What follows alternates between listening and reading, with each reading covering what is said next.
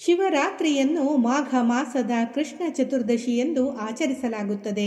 ಇಡೀ ದಿನ ಉಪವಾಸ ಜಾಗರಣೆಗಳನ್ನು ಮಾಡಿ 4 ಯಾಮಗಳಲ್ಲೂ ಶಿವಪೂಜೆಯನ್ನು ಮಾಡುವ ಮೂಲಕ ಆಚರಿಸಲಾಗುತ್ತದೆ.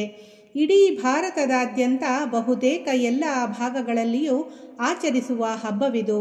ಶಿವರಾತ್ರಿಯ ದಿನ ರಾತ್ರಿ ಪೂಜೆಯೇ ವಿಶೇಷ. ಸಾಮಾನ್ಯವಾಗಿ ಎಲ್ಲ ಹಬ್ಬಗಳಲ್ಲಿಯೂ ದೇವರಿಗೆ ಹಗಲು ಪೂಜೆ ನಡೆಯುತ್ತದೆ. ಆದರೆ ಶಿವರಾತ್ರಿಯಲ್ಲಿ ಮಾತ್ರ ರಾತ್ರಿಯ ಹೊತ್ತು ಪೂಜೆ ಭಜನೆ ನಡೆಸುವ ವಿಶೇಷತೆ ಇದೆ.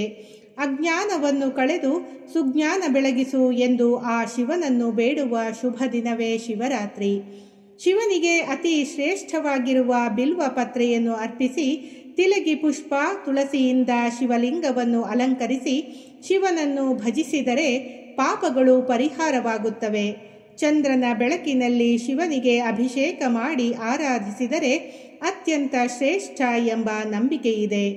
ಶಿವರಾತ್ರಿಯ ದಿನವಿಡೀ ಉಪವಾಸ ಮಾಡಿ ರಾತ್ರಿ ಜಾಗರಣೆ ಮಾಡಿ ಶಿವ ಧ್ಯಾನ ಮಾಡಿ ಶಿವನ ಕೃಪೆಗೆ ಪಾತ್ರರಾಗುವ ಶುಭ ದಿನವಿದು.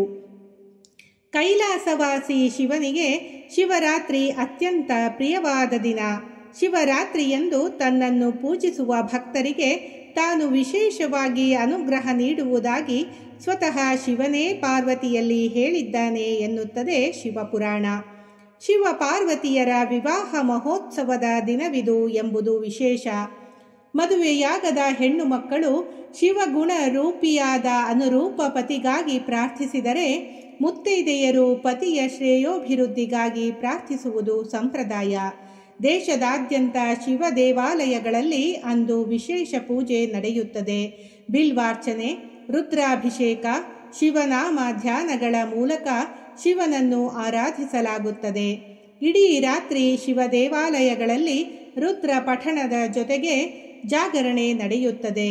ಮೊದಲನೇ ಆಯಾಮದಲ್ಲಿ ಹಾಲು, 2ನೇ ಆಯಾಮದಲ್ಲಿ ಮೊಸರು, 3ನೇ ಆಯಾಮದಲ್ಲಿ ತುಪ್ಪ ಹಾಗೂ 4ನೇ ಆಯಾಮದಲ್ಲಿ ಜೇನುತುಪ್ಪಗಳಿಂದ ಶಿವನಿಗೆ ಅಭಿಷೇಕ ಮಾಡುವ ಪದ್ಧತಿ ಇದೆ.